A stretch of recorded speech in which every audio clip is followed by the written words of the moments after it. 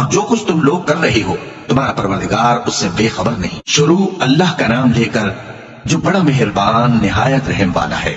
الف لام را، یہ کتاب روشن کی آیتیں ہیں۔ ہم نے اس قرآن کو عربی میں نازل کیا ہے تاکہ تم لوگ سمجھ سکو۔